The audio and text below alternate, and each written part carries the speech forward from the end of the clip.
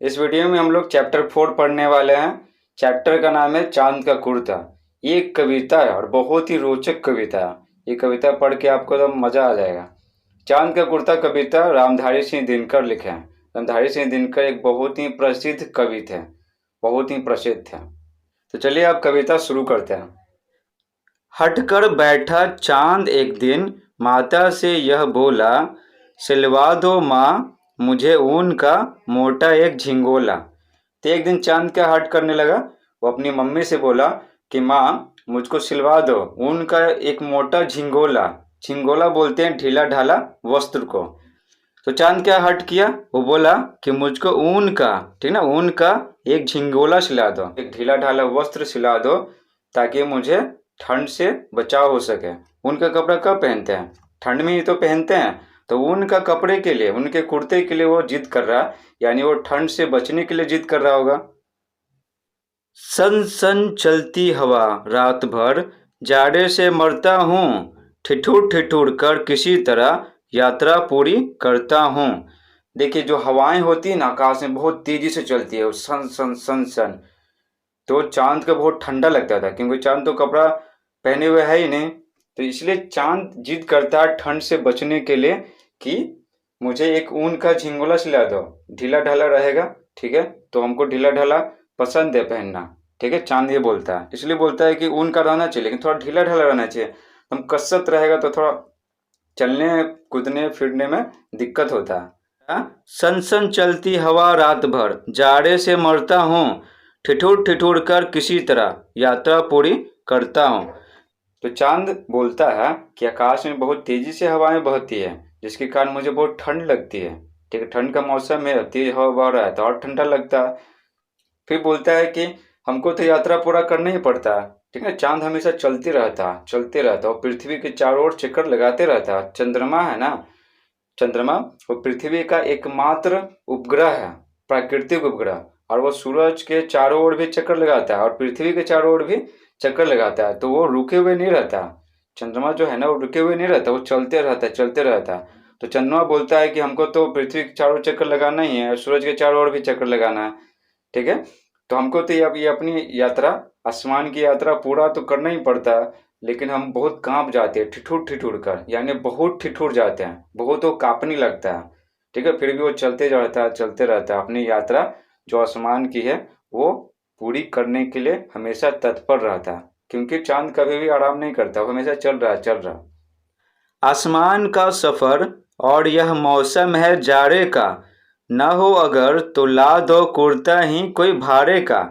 तो देखिए वो क्या बोलता है, आसमान का सफर है, बहुत हमको चलना पड़ता है। तो सही सही बात है, बहुत चलना पड़ता है, वो थक जाता है। लेकिन दिक्कत क्या है, जाड़े का मौसम है। ठीक है, तेज हवाएं बढ़ रही है तो उसको और ठंडा लग रहा है। ठीक है, तो एक समस्या तो है कि उसको बहुत लंबी यात्रा तय करना है, आसमान की जो यात्रा है बहुत लंबी यात्रा तय करना है, उसमें वो थक जाता है। दूसरा परेशानी क्या है, जाड़े का मौसम है। ठीक है, तो कपड़ा है ही नहीं तो वो ठिठुरता है, वो बहुत ज़्यादा कांपता है। तो अपनी माँ से बोलता है कि माँ अगर आपके पास कोई कुर्ता नहीं है मुझे देने के लिए तो कोई भाड़े पे ही कुर्ता ले आओ, वो ऊन का रहना चाहिए जो मुझे ठंड से बचा सके और मैं आसमान की यात्रा आराम से कर सकूं। क्योंकि मैं आसमान की ठंडी ठंडी हवाएं जब बहती है उनसे मैं क्या होता हूँ, कांपता हूँ। तो चांद बोलता है जो आसमान में हवाएं तेजी से बहती हैं, ठीक है, तो वो मुझे कप कपा देती है, बहुत ज़्यादा ठंड लगता है मुझे। तो अभी मुझको ज़रूरत है कोई ना कोई कुर्ता का। ठीक है, तुम्हें तो सिलने में टाइम लगेगा माँ, तो कोई भाड़े का कुर्ता ले आओ तो हम मैं पहन लूँगा और वो मुझे ठंड से बचा देगा कुछ दिन तक। और जब तक तुम सिल लोगी कुर्ता, ठीक है, तब तक वो ठंड से बचाएगा भाड़े का कुर्ता। और फिर तुम्हारे सिलने के बाद वो कुर्ता मैं पहन लूँगा और भाड़े का कुर्ता लौटा देना। बच्चे की सुन बात कहा माता ने, अरे सलोने कुशल करें भगवान, लगे मत तुझको जादू टोने। चांद जब कहता है कि माँ मैं बहुत कांपता हूँ ठंडी ठंडी हवाओं से जो आसमान में चलती है, तो मैं बीमार पड़ जाऊंगा एक न एक दिन। ठीक है, तो मुझे झिंगोला चाहिए, मोटा झिंगोला चाहिए, ऊन का बना हुआ रहना चाहिए जो मुझे अत्यधिक ठंड से बचा सके। तो चांद की माँ बोलती है, अरे सलोने, सलोने यानी प्यारे, तो अरे प्यारे, अरे सलोने, भगवान तुम्हारी रक्षा करेंगे, भगवान तुम्हारी रक्षा करेंगे। तुमको जादू टोना से बचाएंगे, तुम कभी भी बीमार नहीं पड़ोगे, ठीक है, तुम हमेशा स्वस्थ रहोगे। तो दुआ क्या करती है, चांद की माँ दुआ करती हैं कि भगवान तुम्हारी रक्षा करें, ठीक है, तुमको जादू टोना से बचाएंगे। जाड़े की तो बात ठीक है, पर मैं तो डरती हूँ, एक नाप में कभी नहीं तुझको देखा करती हूँ। कभी 1 अंगुल भर चौड़ा, कभी 1 फुट मोटा, बड़ा किसी दिन हो जाता है और किसी दिन छोटा। तो चांद की माँ आगे बोलती है, मैं तुम्हारे लिए कुर्ता तो सिल दूंगी, उसमें क्या दिक्कत है, थोड़ा टाइम लगेगा, लेकिन कुर्ता तो मैं सिल दूंगी तुम्हारे लिए, बहुत बढ़िया कुर्ता जो तुम्हें ठंड से बचाएगा। लेकिन दिक्कत क्या है ना, दिक्कत है कि मैं डरती हूँ कि एक नाप में तुमको कभी देखते ही नहीं है, कभी तुम घटते बढ़ते रहते हो, ठीक है, कभी तुम बढ़ते हो कभी तुम घटते हो, तो एक नाप में तुमको देखते ही नहीं है। कभी तुम 1 अंगुल भर चौड़ा हो जाते, 1 अंगुल भर चौड़ा। अमावस्या से थोड़ा दिन पहले क्या रहता है, बहुत पतला हो जाता है, जो चांद है अमावस्या के पहले बहुत ही पतला हो जाता है, और पूर्णिमा में क्या हो जाता है, पूरा गोल हो जाता है। तो चांद की माँ यही बोलती है कि कभी कभी तुम 1 अंगुल भर चौड़ा हो जाते हैं और कभी कभी 1 फुट मोटा हो जाता है। 1 फुट में 12 इंच होता है और 1 इंच में क्या होता है, 2.54 सेंटीमीटर होता है। तो आप 1 फुट को सेंटीमीटर में माप सकते हैं। सेंटीमीटर में ही क्यों मापेंगे, क्योंकि स्केल जो होता है ना 15 सेंटीमीटर का होता है, ठीक है, तो उससे आप अनुमान लगा सकते हैं कि वो कितना मोटा हो जाता होगा। तो चांद की माँ बोलती हैं कि कभी कभी 1 अंगुल भर चौड़ा हो जाते हो, कभी कभी 1 फुट मोटा हो जाते हो, कब बड़ा किसी दिन हो जाते हो, किसी दिन छोटा हो जाते हो। तो चांद की माँ बोलती है कि तुम घटते बढ़ते रहते हो, एक आकार का रहोगे तो ना कपड़ा सिएंगे तुम्हारा नाप लेके, ठीक है। तो माँ की परेशानी क्या है, चांद की माँ की परेशानी है कि वो चांद को एक आकार में देखती ही नहीं है, अगर एक आकार का रहेगा तब ना वो कपड़ा सिलेगी। चांद की माँ आगे बोलती हैं, घटता बढ़ता रोज किसी दिन ऐसा भी करता है, नहीं किसी की भी आंखों को दिखलाई पड़ता है। तो चांद की माँ कहती हैं कि कभी कभी तो तुम हद ही कर देते हो, कभी कभी तुम तो दिखलाई ही नहीं पड़ते हैं, तुम्हारा आकार एकदम शून्य हो जाता है, कभी कभी पूरा गोल दिखाई पड़ते हो।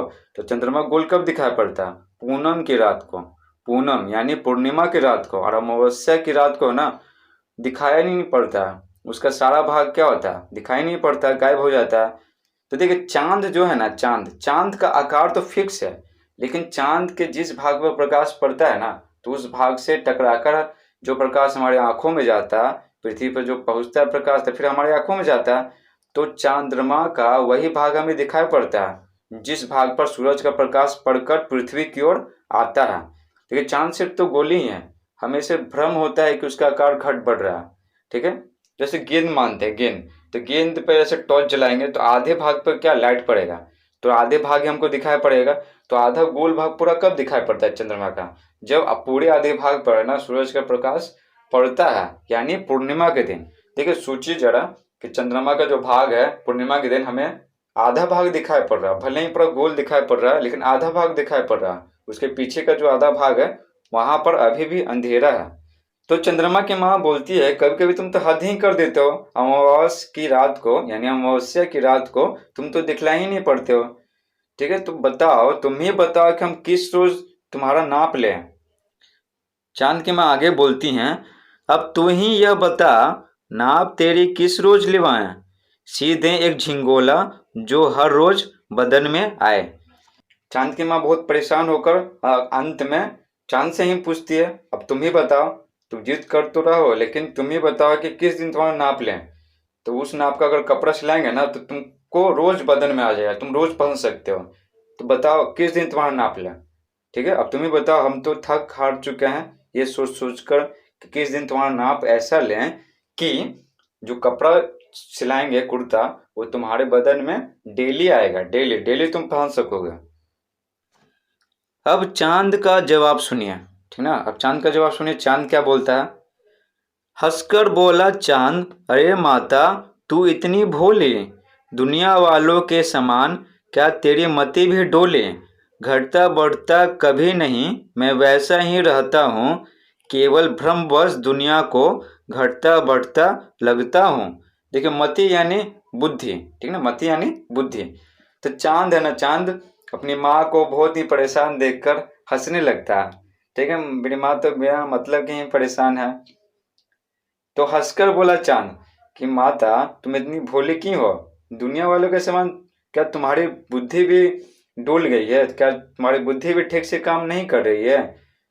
मैं कभी घटता बढ़ता नहीं हूँ, मैं बिल्कुल वैसे ही रहता हूँ, गोल आकार का हूँ, गोले आकार का हूँ। केवल दुनिया को घटता बढ़ता लगता हूँ, मालूम पड़ता हूँ कि मैं घट बढ़ रहा हूँ, लेकिन अगर मैं वास्तव में बात करूँ तो मेरा आकार हमेशा, ठीक है, सालों भर, हर एक दिन, हर एक पल एक ही आकार का रहता है। तो चांद कहता है दुनिया वाले तो जो सोचना है सोच रहे हैं, ठीक है, वो तो पराए हैं, लेकिन माँ तुम तो अपनी हो, तुम मुझे जन्म दियो, तो मेरे बारे में कैसे इतना भूल कर गए? ऐसे क्यों सोचने लगे कि मैं आकार में घटते बढ़ते रहता हूँ? आधा हिस्सा सदा उजाला, आधा रहता काला, इस रहस्य को समझ ना पाता भ्रमवश दुनिया वाला। अपना उजला भाग धरा को क्रमशः दिखलाता हूँ, एकदम दूज तीज से बढ़ता पूनम तक जाता हूँ। फिर चांद अपनी माँ को समझाता हुआ बोलता है कि मैं गोल हूँ, ठीक ना, मैं गेंद की तरह गोल हूँ। तो एक बार में प्रकाश जो पड़ेगा ना तो मेरे आधे भाग में ही पड़ेगा। तो सूरज का प्रकाश एक बार में मेरे आधे भाग पे पड़ता है, तो आधा भाग उजाला रहता है वहां पर और आधे भाग पे काला रहता है। तो दुनिया वाले तो समझ ही नहीं पाते, वो हमेशा भ्रम में रहते हैं, सोचते हैं कि मैं घट बढ़ रहा हूँ। तो मेरे जिस भाग पे ना सूरज का प्रकाश पड़ता है तो पृथ्वी वालों को, धरा मिस होता है पृथ्वी, यहाँ जो धरा लिखा हुआ है ना, धरा मिस होता है पृथ्वी, तो बोलते हैं कि पृथ्वी पर रहने वाले लोगों को मेरा वही भाग दिखलाई पड़ता है जिस भाग पर सूरज का प्रकाश पड़ता है। दूज तीज से बढ़ते बढ़ते है ना पूनम, पूनम यानी पूर्णिमा, तो दूज तीज से बढ़ते बढ़ते पूनम तक बढ़ते जाता हूँ और पूरा गोल हो जाता हूँ। तो अमावस की रात्रि को मैं दिखाई नहीं पड़ता हूँ और पूर्णिमा को यानी पूनम की रात को मैं पूरा दिखलाई पड़ता हूँ। और इस दौरान अमावस्या से जब पूर्णिमा की तरफ बढ़ता हूँ तो धीरे धीरे धीरे धीरे मेरा आकार बढ़ते रहता है, आकार बढ़ते रहते यानी जो प्रकाशमान भाग है वो बढ़ता जाता है। चंद्रमा बोलता है कि अमावस्या की रात को यानी अमावस की रात को मैं बिल्कुल नहीं दिखलाई पड़ता हूँ, ठीक है, मेरा जो पूरा भाग है वो अंधेरा रहता है। और धीरे धीरे जैसे जैसे मैं पूर्णिमा की तरफ बढ़ता जाता हूँ तो मेरा पूरा भाग दिखलाई पड़ने लगता है, पूरा मैं गोल दिखलाई पड़ता हूँ। तो ध्यान रखिएगा, ये जो गोल दिखलाई पड़ रहा है ना, एक्चुअल में उसका आधा भाग नहीं दिखाई पड़ रहा, आधे भाग पर अभी भी अंधेरा है। और पूर्णिमा से फिर जब अमावस्या की तरफ जाते रहता हूँ तो मेरा आकार धीरे धीरे घटता रहता है, यानी मेरा जो प्रकाशमान भाग है वो धीरे धीरे घटता रहता है। चंद्रमा आगे बोलता है अपनी माँ को समझाते हुए, फिर पूनम के बाद प्रकाशित हिस्सा घटता जाता, 15वां दिन आते आते पूर्ण लुप्त हो जाता। दिखलाई में भले पड़ू ना, यात्रा हरदम जारी, पूनम हो या रात अमावस चलना ही लाचारी। चंद्रमा अपनी माँ को समझाते हुए बोलता है पूनम की जो रात है यानी पूर्णिमा की जो रात है तो उसमें मेरा गोल भाग दिखाई पड़ रहा है। तो धीरे धीरे क्या होता है, धीरे धीरे मैं अमावस्या की तरफ बढ़ने लगता हूँ और फिर मेरा धीरे धीरे प्रकाशमान भाग घटने लगता है। और 15वां दिन यानी क्या, अमावस, ठीक है। तो एक महीना में है ना, एक महीना में 2 बार अमावस्या होता है और 2 बार पूर्णिमा होता है, लगभग 15-15 दिन के अंतराल पर। लगभग क्यों बोल रहे हैं, क्योंकि एक महीना में कोई 28 दिन है, कोई 29 दिन है, कभी 30 दिन, कभी 31 दिन, तो लगभग 15 दिन का, ठीक है, लगभग 15 दिन समझ लीजिए। तो लगभग 15वें दिन ना आते आते मैं पूरा लुप्त हो जाता हूँ, यानी अमावस्या आ जाता है। तो चंद्रमा आगे बोलता है कि अमावस्या की रात को भी मैं दिखलाई ना पड़ूं, लेकिन मेरी जो यात्रा है वो जारी रहती है। मैं पृथ्वी के चारों ओर चक्कर लगाता रहता हूँ और उस दौरान पृथ्वी के चारों ओर चक्कर लगाते लगाते मैं सूरज के चारों ओर भी चक्कर लगाता हूँ। तो यात्रा तो मेरा हरदम जारी रहता है, चाहे मैं दिखलाई पड़ूं या ना पड़ूं। तो बोलता है पूर्णिमा के दिन यानी पूनम के दिन मैं पूरा गोल रहता हूँ और अमावस की रात को मैं दिखलाई ही नहीं पड़ता हूँ। तो चंद्रमा बोलता है आगे कि पूनम की रात हो या अमावस की रात हो, अगर मैं चाहूँ आराम करना तो आराम नहीं कर सकता हूँ, ठीक है, मेरे ना चाहते हुए भी मुझे आगे चलते रहना पड़ता है, अपनी यात्रा को आगे बढ़ाते रहना पड़ता है, ठीक है, ये मेरी लाचारी है। अगर मैं चाहूँ आराम करना तो भी आराम नहीं कर सकता हूँ, ठीक है, ये प्रकृति ने मुझे आराम करना सिखाया ही नहीं है। ठीक है, प्रकृति ने मुझे ऐसे ही बनाया है कि मैं चलते रहूंगा चलते रहूंगा चलते रहूंगा और अपनी यात्रा पथ पर अग्रसर रहूंगा। तो चंद्रमा आगे बोलता है, चलता रहता आसमान में, नहीं दूसरा घर है, फिक्र नहीं जादू टोने की, सर्दी का बस डर है, दे दे पूनम की ही साइज का कुर्ता सिलवा कर, आएगा हर रोज बदन में, इसकी चिंता मत कर।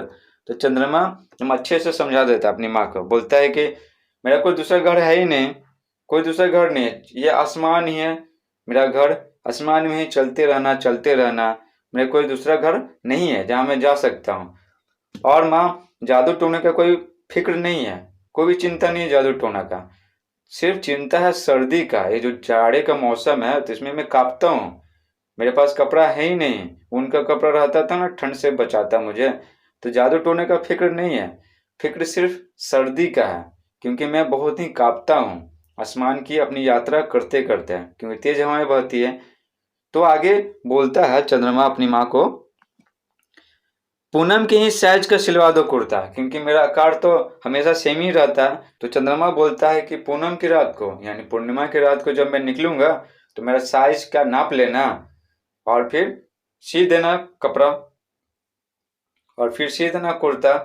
वो जो कुर्ता सियोगी पूर्णिमा की रात को, पूनम की रात्रि को, तो वो जो कपड़ा है, वो जो कुर्ता है, मेरे बदन में हमेशा आएगा, मैं रोज उसको पहन सकता हूँ। ठीक है, तो इसकी चिंता बिल्कुल भी मत कीजिए कि वो कपड़ा मैं रोज पहन सकता हूँ कि नहीं सकता हूँ, क्योंकि मैं आपको पहले ही बता चुका हूँ मेरा कार्ड घटता बढ़ता नहीं है, लोगों को सिर्फ दिखलाई पड़ता हूँ घटते बढ़ते। वास्तव में मेरा कार्ड हमेशा एक ही रहता है, मैं हमेशा गोल ही रहता हूँ।